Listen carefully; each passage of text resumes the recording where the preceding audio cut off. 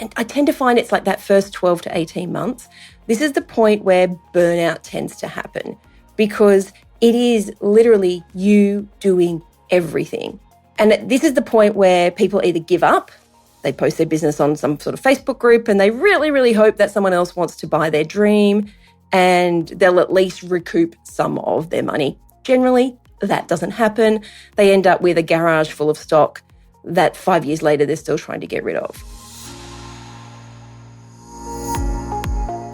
Hey there, and welcome to the Bringing Business to Retail podcast.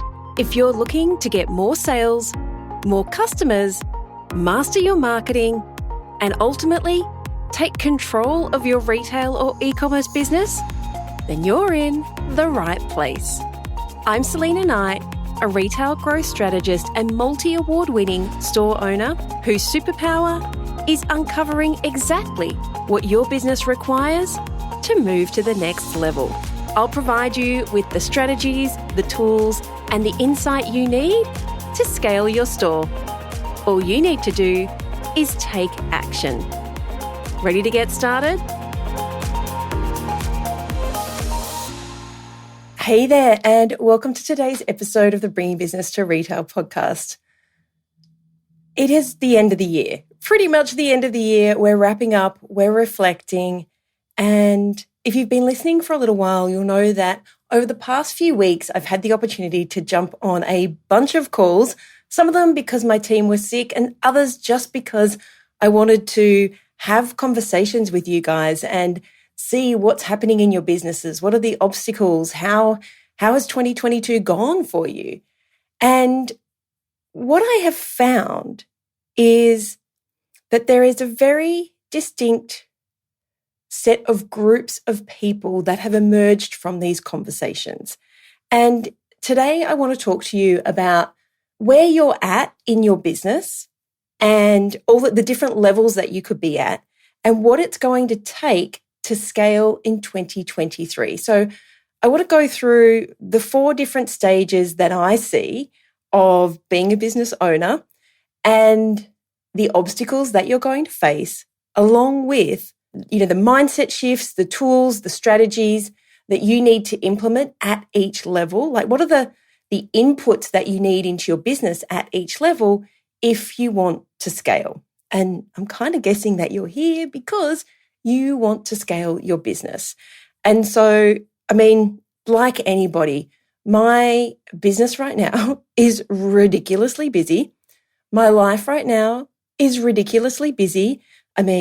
Christmas parties, trying to get shopping done. Oh my gosh, if you have to shop for teenagers, you will appreciate how difficult it is. Because even though they say they want gift cards, they just grunt and roll their eyes when it comes to opening their presents if all they've got is gift cards.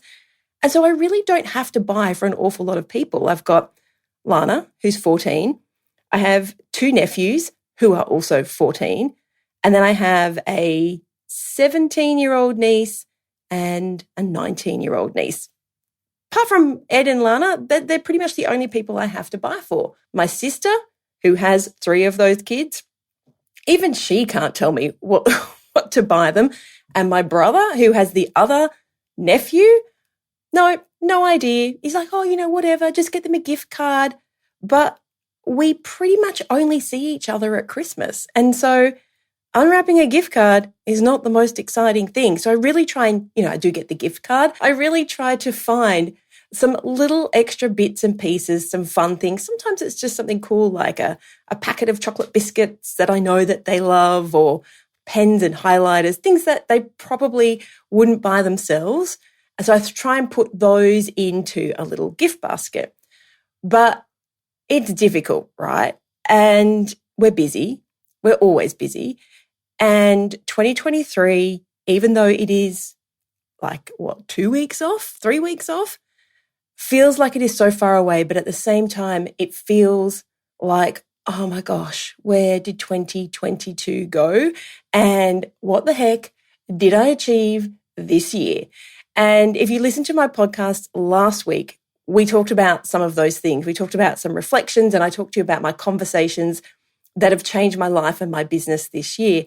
So today I thought like the next step in that conversation would be to talk to you about the different levels of leadership, we'll call them, that naturally occur as you grow a business. And so I thought this was really pertinent going into 2023 to look at where you're at right now and where you want to go and some simple things that you can put in place to help you get there. I say simple, they're not always as simple as they seem. They sound simple on paper, but let's jump in and talk about them, shall we? So during these conversations, I will say I kind of already had this framework that I had developed, but having these conversations meant I went back to this framework and kind of just dug into it in a bit more detail. And what I found was there are the startups or sometimes hobby businesses. Then there are people who've been in business a few years. And when I say a few years, it could be anything from like 2 to 10. I spoke to someone yesterday who'd been in business 10 years and was still in this same bracket. And they had built themselves a job and they need strategies and knowledge to help them to grow. The startups and the hobby businesses, they need all the things. and we'll talk about them in a minute. The most of the people I spoke to were in this middle bracket, which were, they had a job, they needed some advice, they needed some knowledge, they needed strategies. But then there was a very distinct third group, and it was probably the smallest number of people I spoke to. And what I found is that group, those are the people who are listening here who are doing okay, but you could be doing better. And for the most part, the retail and e-commerce businesses that I spoke to, they had started their business because they were really passionate about the products or their customer. They saw a niche, a gap, and they wanted to fill it, and they wanted to help their customers. But when you fast forward that to right now, what I saw over and over again was it felt like they were pushing more paper and they were doing more people managing than they ever thought that they would have to do in their business. I mean, you start a retail business thinking you're going to stand behind a counter and serve customers, and you start an e-commerce business thinking you're just going to pack orders, and you don't really think about what it takes to run a business.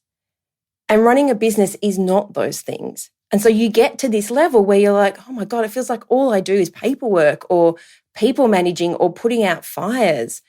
And when you get to that point, the passion and the enthusiasm that once was the driving force, the thing that got you to get out of bed every day, it kind of dwindles away. And not to say that you've got the money and you've got the team at this level, but the next thing's missing. It's like, so what am I doing this for every day?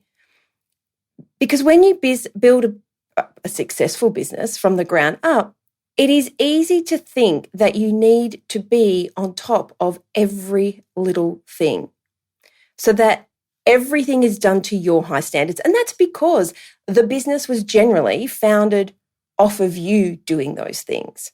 I mean, after all, it's your store, it's your business. And you've put so many years in and so much effort into building a brand that customers love. And clearly you've done a good job because, you're still here. But the next step, the next thing, the reason for getting out of bed every day, it feels like it's gone. And I know that was certainly true for me. Looking back, I can see over time how my whole identity has been wrapped up in being the owner of a business. And when things were going well, I felt really successful. But if they didn't go really well, I felt like a complete failure. And your business is not you. And this is something I've really had to struggle with because I love working and I love being the face of a business. But that doesn't mean that the business should be tied to my self-worth. And I know that in the beginning, and this conversation's coming, as I said, from having these conversations over the last couple of weeks with people who aren't at the stage that I'm at in my business. And I know that for me in the beginning, I didn't have anyone to talk to. Even 5 years into business, all of my friends still worked corporate jobs, and my amazing husband, Ed, he is always super supportive and he works in sales, but I still don't think he quite understands the pressure that you find yourself under as the owner of a business, especially when you have a team and you're responsible for other people's lives. And so he didn't understand it then. To be fair, decade and a half later, I don't think he still he can empathize, but he doesn't get it because that's not something he's had to face. I talked last week about how I now have this core network of people that I surround myself with who run their own high-performing businesses, and they give me that advice and that guidance and the access and the communications and the conversations that I need. And I am always constantly learning. I'm going to conferences and I'm keeping abreast of what's happening in the industry, and I'm doing my research and development on ways that my business can run better and to make sure that our customer experience can continue to get better and better and better. And that's kind of my job now. But it's not where I was always at. And the truth is, most successful, and I say that in air quotes, most successful retailers that I meet and I talk to have gotten to where they are through a combination of sheer grit and determination, probably a crap ton of hustle, and not a lot of planning or structure. I know from experience that their email campaigns are hit and miss, and I've been inside of 7-figure businesses that still don't send emails to their customers, 7-figure retail and e-commerce stores that don't send emails to their customers. Nothing is automated. They don't know how to optimize conversion rates. They don't have any type of growth plan in place.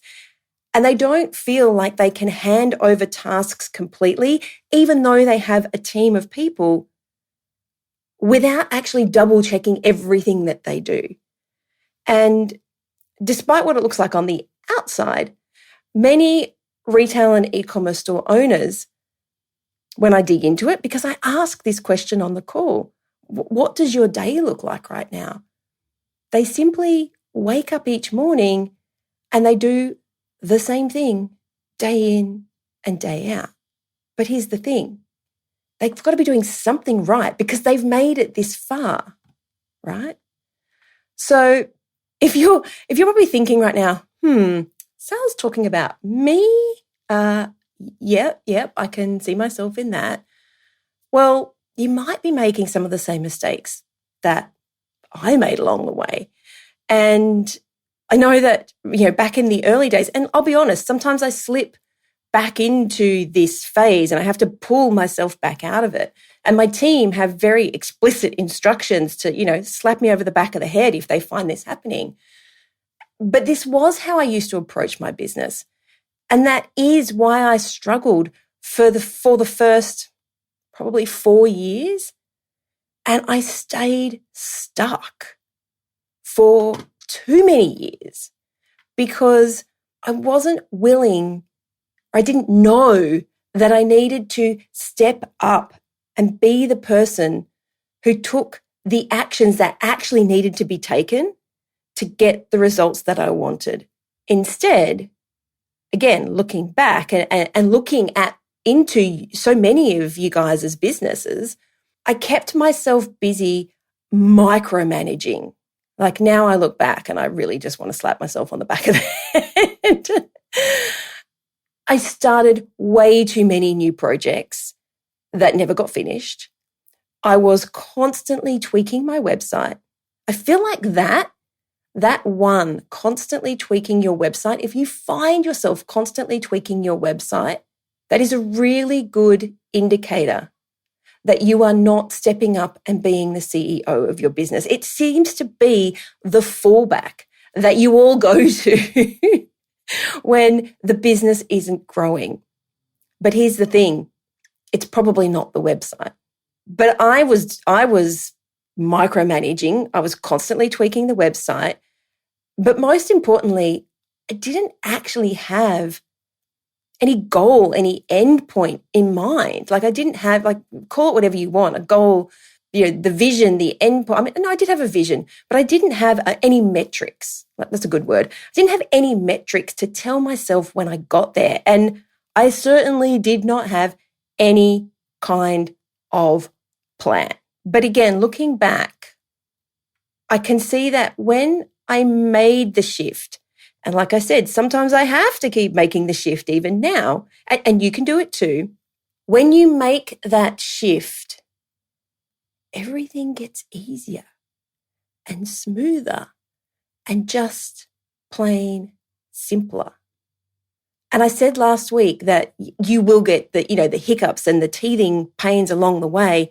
But when this happens, it is like the burden gets lifted off your shoulders and you get to breathe again. And when you get to breathe again, you get to be excited about business again. And as my business has grown, because let's be honest, it's been 15 years?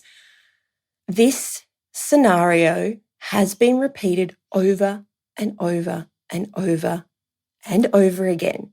Because every time I hit a new level, I hit a new devil. New level, new devil. Often it's the same kinds of problems in air quotes, but they're bigger. The decisions you need to make are bigger, and generally larger amounts of money need to be allocated. And it's the same, but different. It's the same, but on a bigger level. You start thinking in different metrics. You start thinking instead of, dollars, you start thinking in terms of hundreds of dollars. And then you start thinking of thousands of dollars. And then you start thinking of tens of thousands of dollars. And then you start thinking of hundreds of thousands of dollars. And then I'm guessing you start thinking millions of dollars. I'm not at the point where I'm handing over millions of dollars to other people right now. But certainly the very high tens are going out. And it's the same decision that I would have made 10 years ago. But instead of worrying about whether the $97 that I was paying for something, I'm now worrying if the $47,000 that I'm paying for something is going to give me a return. So new level, new devil, same, but different problems. But the metrics that you're using for those questions and answers just factor by 10 at each stage, pretty much. And so looking back and having these calls just recently, I know that there have been 4 distinct roles that I have found myself in and that I can see over and over again when I talk to you guys. So here's what they are. The first one is the employee. And this is like where you start out and you're doing all of the things. You're packing orders, you're putting stickers on things, you're serving customers, you're filling up the shelves, you're doing the ordering, you're cleaning the toilet, you're doing all the things. Hopefully, you're paying yourself a wage because you're an employee. But at this point, the business growth relies solely on the sheer willpower and hard work and the hours that you personally put in. To be honest, at this point, it's usually a pretty crappy job because you don't get paid if you're sick. You don't get paid to go on holidays. There's no 401k or superannuation or pension or whatever it's called in your country. And there's no boss to pick up the pieces when it all goes pear-shaped. And so you want to get out of that role as soon as possible, because I even see people being volunteers, and I'm lots of air quotes today, because they're not paying themselves a wage that they would have paid an employee to be in there. So at this point, you've got the drive, you've got the commitment, you're willing to do whatever it takes. But this is the point where, and I tend to find it's like that first 12 to 18 months, this is the point where burnout tends to happen, because it is literally you doing everything. And this is the point where people either give up, They post their business on some sort of Facebook group and they really, really hope that someone else wants to buy their dream and they'll at least recoup some of their money. Generally, that doesn't happen. They end up with a garage full of stock that 5 years later they're still trying to get rid of. But you are listening to, you're still here, you're listening to this podcast. And so I would be pretty confident that if you haven't already managed to get past this stage, you're certainly in a position to move past this stage. The next step up after employee is what I call the manager. And as you start to grow, as your business starts to grow, it doesn't matter if it's retail or e-commerce or a service-based business, by default, this is the role that you tend to move into. You are making a lot more decisions, but you're still actively working on the shop floor, or you're packing orders, or you're doing the marketing, or you're doing something. And this is generally where most six-figure businesses get to, and they stay stuck at, because they avoid making big decisions and they don't sit down and make plans because they're, air quotes, too busy.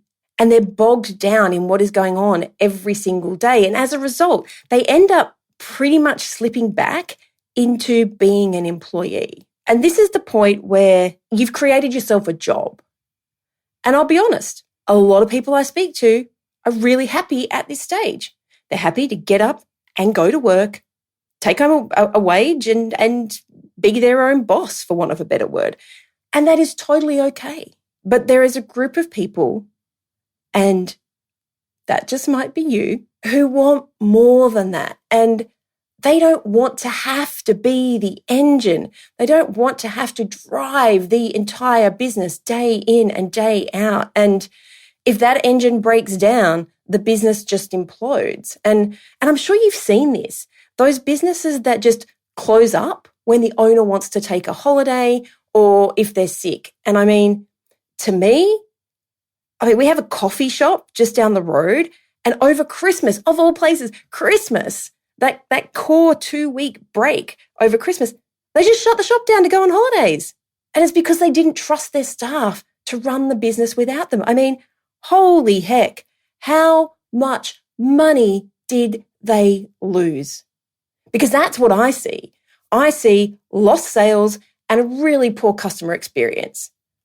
Because there's nothing worse than turning up to a shop only to find out they're closed. So what do? You go to a competitor. You may never come back as a customer. But hey, if that's you and that's what you want, that is fine. There are lots of strategies on this podcast that you can still implement and put them into place yourself. But I'm kind of guessing, if you're listening to this podcast, you want more than that. Would that be right? So the next level up that I find is what I call the faux EO. So instead of CEO, the faux EO. And on the outside, they've got what looks like a successful business. They're making money, but they're still working a lot. And they're spending most of their time doing things. They're doing all of the things. They're fighting fires. They confuse leading for managing because they're two very, very different things. They work way more than they should. They work way more than they have to because, to be honest, they don't know what to do if they're not working. And retailers at this point often start to look for new projects. And I've got this story of Rachel and Greg, and they had beautiful, beautiful couple. They have a gift store and a cafe in Tasmania in Australia. But then they also owned a business that made promotional items like, magnets and pens. Greg also runs a photography business. And what was the other one? Oh, and they were also, when I first started talking to them, embarking on a new venture to build holiday accommodation because that was their main trade.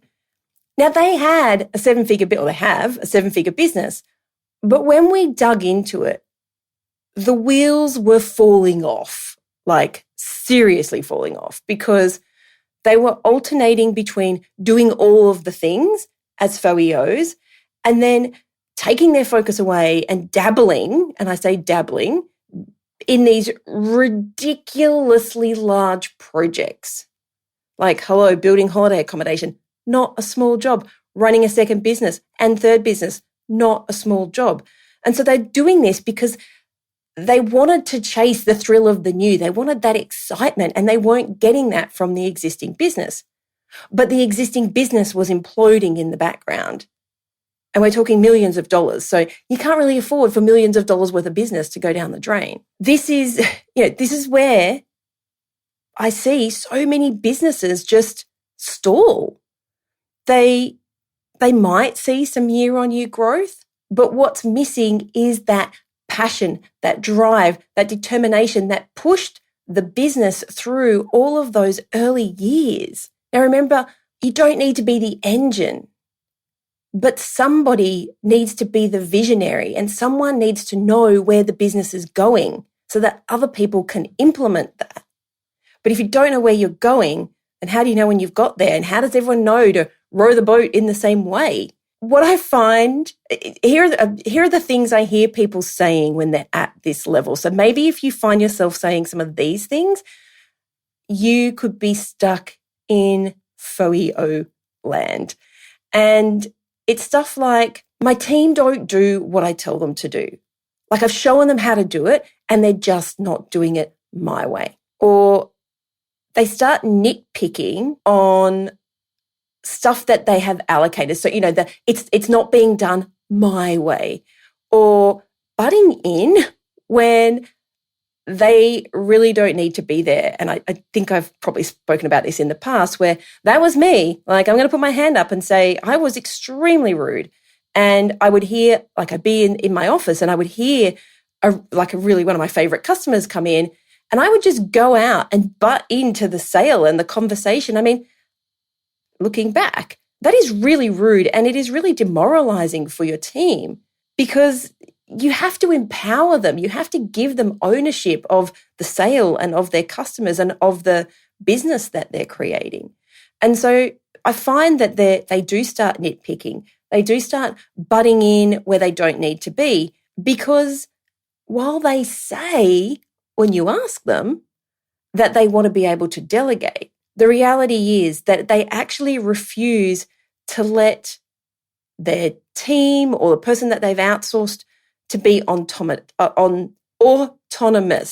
So autonomous means you look after yourself. You finish the project, you do the things. And what I also find is they abdicate all responsibility rather than delegating the implementation. And I see this over and over and over again. The most common is marketing agencies and social media management. So things like ads management, social media management, marketing in general, is they get on the call with me and they say, and I hired a marketing agency and they didn't get me any results. And when I dig in and say, okay, so what KPIs were they working to? What did you put in place for your goals and your stretch goals? What did you tell them the return on ad spend is that you wanted? And they come back and go, well, no, I hired them because they're specialists. Well, yeah, they're specialists at the implementation, and they may even be specialists at the strategy. But if you haven't been super clear at what you want them to achieve, then they're just doing the best they can with what they've got. So you can't abdicate responsibility. You can only delegate the implementation. Someone still has to be responsible for making sure that the person that you asked to do the job, doesn't matter what job it is, someone has to be responsible for checking that job and making sure that it meets the criteria that you set. And if you haven't set the criteria, you can't whinge that people haven't done the thing that you asked them to do. And so if there's a lot of whinging going on and a lot of complaining going on in your business, I want you to sit back and think, well, hold on. Am I actually in this FOIO role where I'm not actually in control of my business? I'm being quite controlling. And like I said, I'll put my hand up and I will say that I have been there and I find myself slipping back into that role. And I do have to keep checking myself. And this is why I give people clear instructions, like my team, clear instructions. If I overstep the mark, pull me up on it, because that is our natural place of safety. Is if we feel like we're controlling all the things, then we feel like we're in control. But that's kind of not how it works. And so for those of you who kind of recognize the faux EO slump and realize it for what it is, you know at this stage that what you actually need is not more work. You don't need more work. It's like Rachel and Greg. They're now back in love with their store after working, with us and my team. And their team are actually super enthusiastic about what's in store for the business. And like they used to have Post-it notes posted everywhere. That was like, do not do this, clean this, do this, do this, do this. There's no more notes anymore. There's just harmony and there's goals and there's expectations and there's KPIs and people know what they need to work towards. When you get to this level, you know that what you need is not more work. You need more resources that will help you move the needle exponentially. And those resources generally aren't more stuff to do. They are people. They are conversations. They are sometimes strategies, automation, things like that. It's not more stuff to do. And when you have that network of people, and like I said, I know from experience that if you are hanging around with people who have the same goals or want the same things, bigger, better things, they push you to be better and to think bigger and to do more with the time that you have and to seek out help. I know for me that asking for help was and still is really, really hard, but actually there's quite a lot of satisfaction in helping other people. And so I know that sometimes if I put my hand up and ask a question, somebody else gets great satisfaction in helping me conquer that, that obstacle or that problem or solving that problem. And so we shouldn't think about asking questions as being a burden on somebody else, because sometimes asking the question is actually a really good opportunity for someone to feel good about themselves. Does it make sense? Like that confidence that comes with being able to have conversations and ask questions without fear of judgment, that becomes the motivator for growth. And if you're in the faux EO phase, I want you to be excited about breaking out of that rut, because the other side is the CEO level. And when you get to the CEO level, that is when you truly understand leverage. You truly know what it's like to not have to do all the things. And your passion is reignited by something more than just selling products. The true CEO isn't spending their days like messing about in, Canva or worrying about what the employees are doing, because they know they have great managers in the next level up who will do that stuff and who will report back to them. The true CEO gets to dream big, like think way bigger than you thought before. And they get to drive the vision again. And that is so much fun. And they drive the business forward because they're confident, they have clarity, and they're in control of their business because they know that they are not the business. The business is the business. The business is a tool for helping customers and for making money and potentially, changing the world in whatever way it is. The brand has impact, but it doesn't mean that you have to be the entire driving mechanism. You just have to be the destination. You just have to know where you're going. And when you get to that level, you get to choose the parts of the business that you want to focus on, because you've got the systems and the processes and the people around you who are way better at doing their job than you ever were. It's at this point where all the bits, when you put them together, just exponentially grow everything. And that is when brands go on to do 8, 9, 10 figures. You've got to have if you're watching the video, I'm clicking my fingers together. You've got to have the whole, or at least be putting the pieces in to make the whole. And I say whole as in the whole thing, not like a donut hole. I feel like I just lost my momentary track of thought there. Let's just recap. We've got the employee, we've got the manager, we've got the faux EO, and then we've got CEO. So I want you to ask yourself, as we finish up 2022 very, very soon, where are you on on that scale in those roles? And where do you want to be? Where do you want to move to in 2023? Because if you want to move to the next level, I'm happy to help you. I'm happy to be there to guide you. And if you want to move kind of from the faux EO level up to the CEO level, then you'll be really pleased to know that I have reopened my Supercharge Mastermind. Well, I will be reopening my Supercharge Mastermind. I'm currently taking applications for that. It is application process only. And every week you're going to get access to me and my team, my expert network, as well as tools and the resources and the conversations and the access that you need to scale. Like I said, it is by application only. And I do have a selection criteria in place to keep the people in the group at a certain level and above.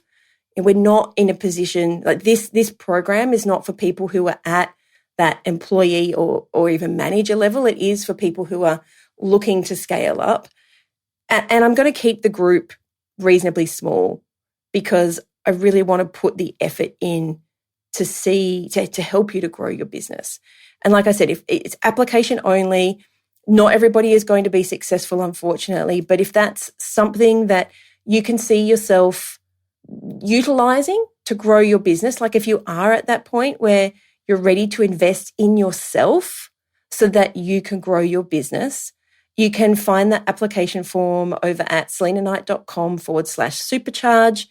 You have to have a call with me. And so you'll book a call in, you'll get some questions to answer, and then we'll have a chat. And maybe it will be the right fit, maybe it won't. Regardless, I'm more than happy to get onto a conversation and give you a hand and help you to grow your business, because I really want as many of you as possible to hit that CEO level, because this is when business is fun again. This is when the challenges are there, but the challenges, it's like back at the beginning when challenges were fun, like trying to work stuff out. It was exciting. It's same, but different, new level, new devil. You're just working on bigger things at bigger levels, quite often with bigger investments, but you got people to do the hard work for you. That's what I love. I love not having to do all of the things and just concentrating on where we're going. So if that is something that you need help with, selinaknight.com/supercharge. But as we go into 2023, I really want you to just sit with where you're at in your business. Which one of those roles are you doing? And are you happy with it? Because if you are happy with it, that's fine. Just find the strategies that you need, because at those lower levels, it tends to be strategy that you need rather than those next level resources. Just find the strategies you need and continue to get up and do what you're doing. And I'm sure it will be great. But I'm also there for the people who want to go to the next level. And so if that is you, selinaknight.com/supercharge, we can have a chat, see if it's the right fit. And that's it for this episode. I'm just recording a few episodes before we go into Christmas about topics that are really important to me at this time of year. So I really hope you're enjoying them. And if you are, please reach out, drop me a DM, comment on one of my posts, send me an email, whatever that looks like, because it always is heartening to know that somebody out there is listening to what I have to say and it's making a big difference. And as always, don't forget, I would love it if you could write me a review. Feel free to snap a picture of it, and I am happy to share it on my social media, in my emails, all of the things. Alrighty, until next week, bye. So that's a wrap. I'd love to hear what insight you've gotten from this episode and how you're going to put it into action. If you're a social kind of person, follow me at @TheSelinaKnight and make sure to leave a comment and let me know. And if this episode made you think a little bit differently, or gave you some inspiration, or perhaps gave you the kick that you needed to take action, then please take a couple of minutes to leave me a review on your platform of choice. Because the more reviews the show gets, the more independent retail and e-commerce stores just like yours that we can help to scale. And when that happens, it's a win for you, a win for your community, and a win for your customers. I'll see you on the next episode.